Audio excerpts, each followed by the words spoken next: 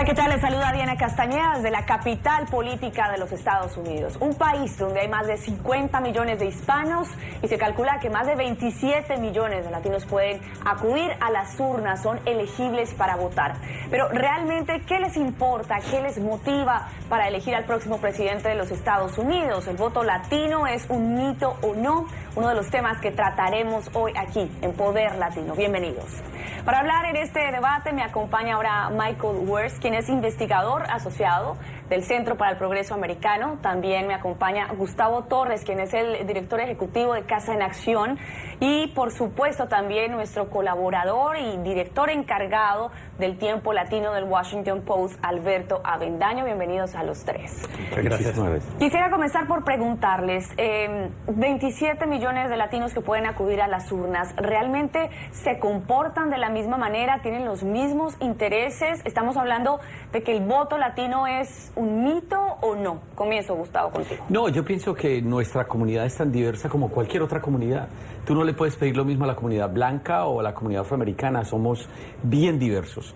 Pero obviamente tenemos algunos aspectos que nos han marcado muchísimo. Por ejemplo, en Florida, muchas de las personas que llegaron latinas de Florida son personas más de derecha porque salieron desde Cuba y tienen ese concepto anticomunista bien arraigado. Entonces eso los convierte en unos latinos mucho más, yo diría más derechistas, si se quiere decir. Sin embargo, vemos en otras áreas como en California, como en Colorado, en Nevada, en Virginia, donde nuestra comunidad sigue creciendo y los vemos más enfocados en el área demócrata. Incluso hay sectores que son mucho más de izquierda. Por ejemplo, ahorita que estamos en las campañas primarias en el Partido Demócrata, vemos un gran grupo que está apoyando al senador Sanders, que es un socialista, un demócrata socialista, y que tiene una visión muy interesante de lo que está pasando en el mundo y lo que está pasando en este país. Así pues, de que definitivamente nuestra comunidad es bien diversa y tan diversa como es la comunidad blanca o la comunidad afroamericana.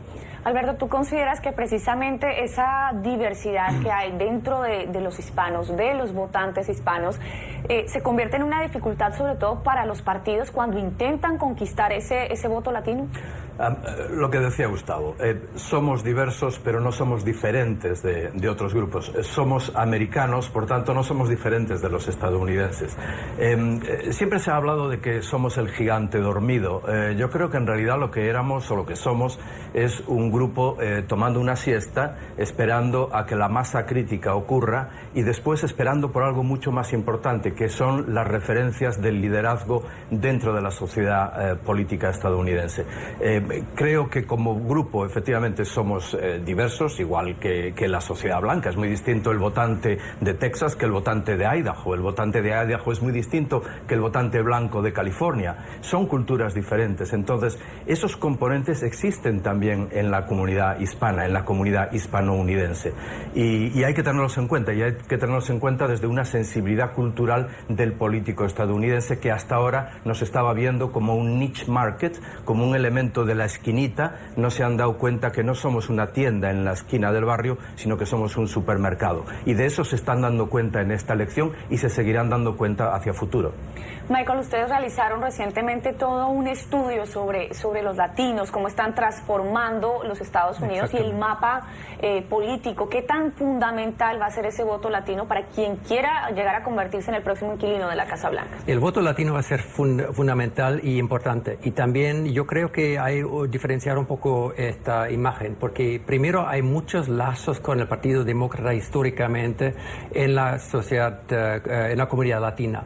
Y al mismo tiempo, aunque es cierto que los latinos es un grupo tremendamente diverso y viene de muchos países del ámbito hemisférico, la gran mayoría viene de México, es clase obrera, inmigrantes que buscaban trabajo y una vida mejor para sí mismos y para sus hijos aquí en ese país. A ellos les une lo que une a todos los inmigrantes en todo el mundo, el interés de tener acceso a educación para sus hijos, tener acceso a seguridad social y salud, tener la opción de crecer y de desarrollar una opción y un futuro en un país.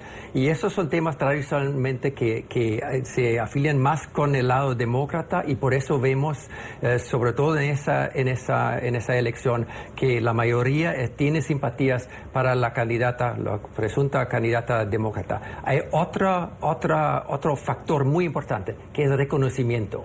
Para inmigrantes, sobre todo de la primera generación, el reconocimiento es crucial y eso es también el pleito que vemos ahora en esa época en Estados Unidos. Precisamente ese reconocimiento... Algo que acaba de decir, de que esos son los elementos que identifican a los hispanos con los demócratas, un republicano te diría lo mismo. Esos son elementos que podrían servir para el Partido Republicano para atraer a esa masa crítica que se está convirtiendo el voto hispano. Es muy curioso cómo ideológicamente los dos partidos intentan manejar la realidad hispana como un votante que les pertenece.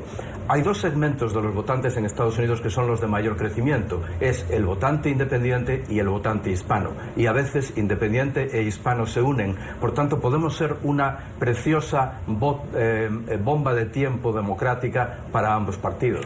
Gustavo, ¿tú consideras que esa identidad de la que habla Alberto, de la que habla Michael, que busca el votante hispano, se está negando un poco por parte del Partido Republicano? Porque recordemos que, por ejemplo, el precandidato Donald Trump ha hablado y ha criticado muy fuerte, sobre todo a los mexicanos que viven en Estados Unidos, desconociendo que es una gran, digamos, mayoría dentro de esta población hispana de mexicanos, 67% de ellos incluso viven solo en California. Absolutamente, y quiero decirte, nuestra organización Casa en Acción, trabajando en Virginia y en otras áreas, tiene una prioridad central.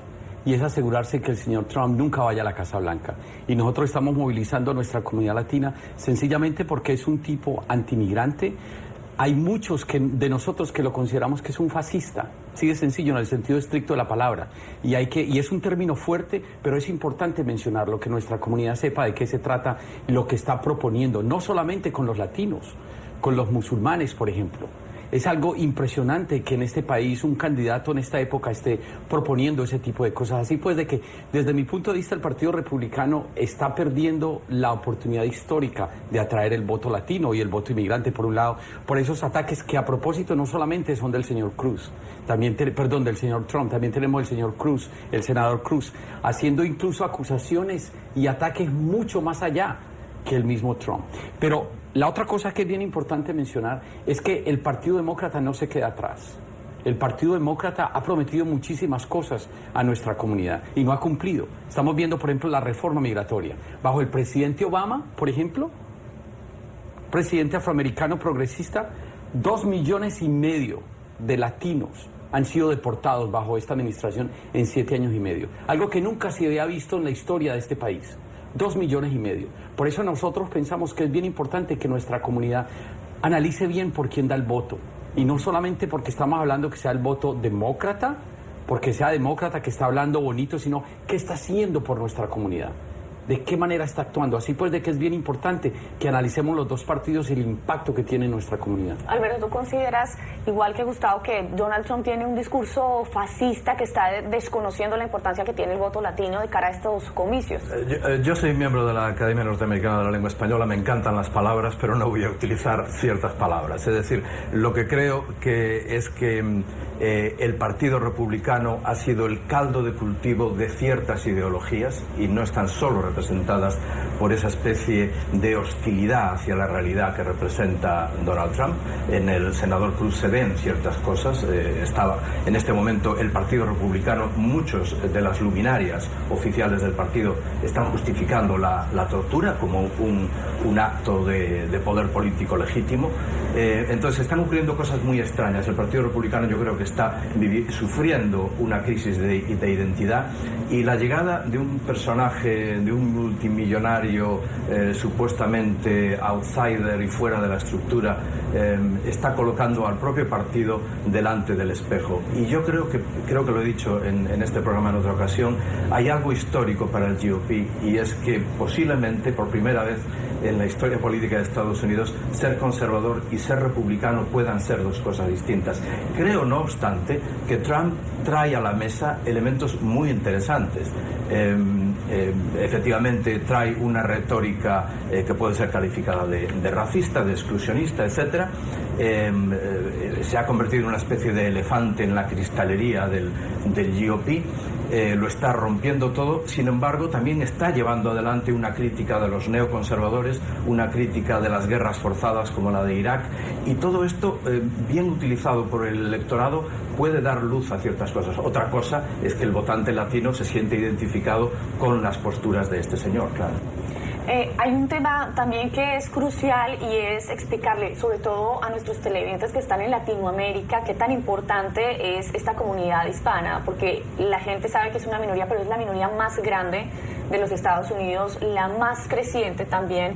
Incluso, Michael, ustedes hablaban en su informe de hacia el 2043 las proyecciones que tendrá la comunidad hispana, que ya no hablaremos de minorías como tal, y el caso de California, que fue particularmente especial, sobre todo porque hoy en día tienen más personas de origen hispano, más inmigrantes que incluso población blanca. Claro, California es el futuro de Estados Unidos y Estados Unidos en su diversidad es el futuro del mundo industrializado.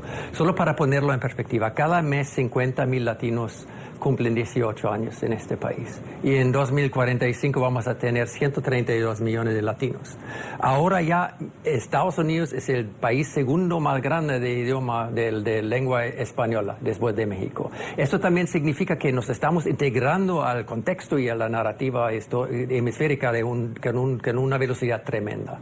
Lo que también es importante es, y yo creo que en ese sentido Donald Trump es una oportunidad, él va a forzar la comunidad latina a tomar una decisión de establecerse como americanos y ser activo y proactivo en proteger y prolongar tradiciones democráticas, emancipadoras y abiertas, y tomar responsabilidad para el país en su totalidad.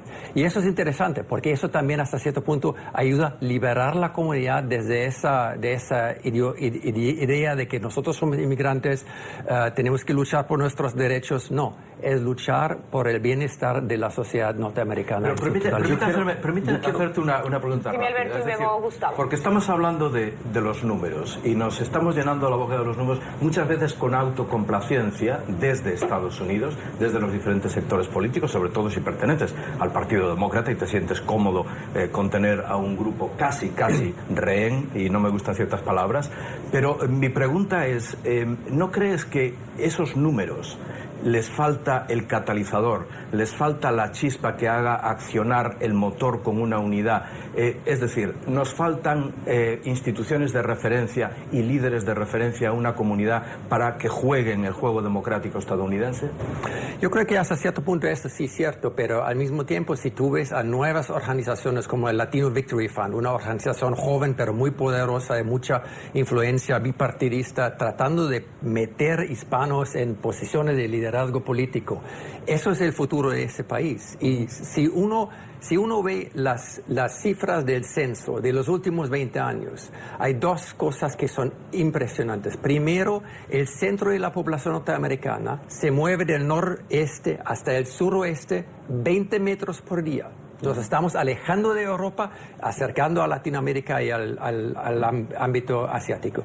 Y al mismo tiempo, los latinos y los asiáticos van a ser el futuro de ese país y van a tener que tomar la responsabilidad para manejar las cosas y reintegrarnos en la región de una forma bastante nueva que nosotros hasta hoy en día ni siquiera podemos anticipar. Gustavo, para cerrar este primer bloque. Rapidito quería mencionar, primero, los latinos, nosotros no nos consideramos minoría, nos consideramos la segunda mayoría de este país. Esa es la forma como nosotros... Y quiero mencionar un poco que hay que hablarlo, y el senador Sanders viene hablando sobre esto, lo rígido del sistema. Este sistema es tremendamente rígido para los latinos, para los inmigrantes, para las personas de bajos recursos, porque las grandes corporaciones tienen un control grandísimo de todo el proceso electoral. Y yo pienso que eso lo tenemos que analizar en el marco de la democracia de este país.